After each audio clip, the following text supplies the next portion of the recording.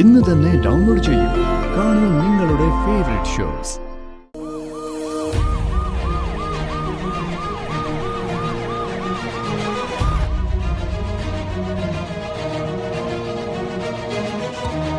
Raju sir,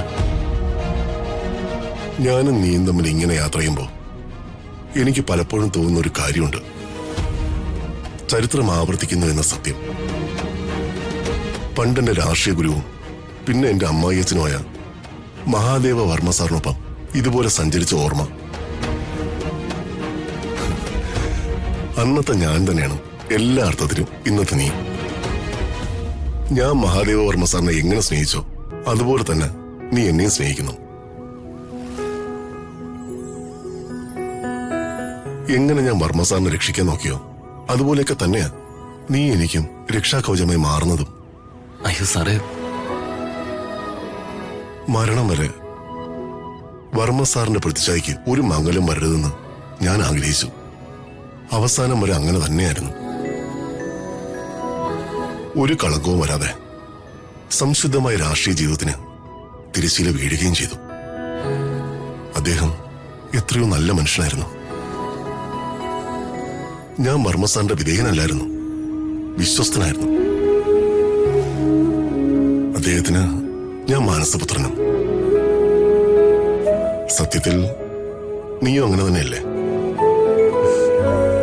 എന്റെ മാനസപുത്രനല്ലേ നീ? ഞാൻ വർമ്മ സാറിന്റെ മകളെ അങ്ങോട്ട് കയറി പ്രേമിച്ചതൊന്നുമല്ല. അവൾ എന്നെ സ്നേഹിച്ചു. ആ സ്നേഹം എനിക്കിഷ്ടവുമായിരുന്നു. അങ്ങനെ ചെറിയ ചെറിയ ഭൂകമ്പങ്ങളോടെ കല്യാണവും നടന്നു. നീയും എന്റെ മകളെ ഇങ്ങോട്ട് കയറി സ്നേഹിച്ചതല്ല, അതെനിക്ക് വ്യക്തമായിട്ട് അറിയാം. സത്യം പറയുമ്പോ നീ ഞെട്ടുന്നതിനാ. അവൾ നിന്നെ ഇഷ്ടപ്പെട്ടു, അതിലെന്താ തെറ്റ്? ഇഷ്ടപ്പെട്ടില്ലെങ്കിലേ തെറ്റുള്ളൂ. ഞാനൊരു തമാശ പറഞ്ഞ രാജു.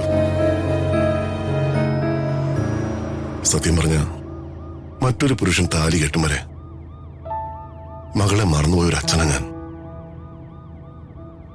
ഇന്ന് എനിക്കതിൽ വലിയ ദുഃഖമുണ്ട്. ഞാൻ നൽകാറുന്ന സ്നേഹം ഒരുപക്ഷെ നിന്നിൽ നിന്ന് അവൾക്ക് കിട്ടി.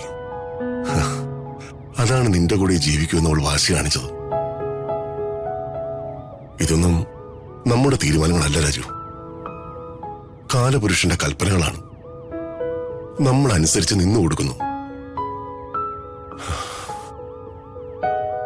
പരസ്പരം യാതൊരു മുൻപരിചയവും ഇല്ലാത്തവരെ ദൈവം ഒരുമിപ്പിക്കുന്നു. കല്യാണം സത്യത്തിൽ ഒരു അത്ഭുതം തന്നെയാണ്.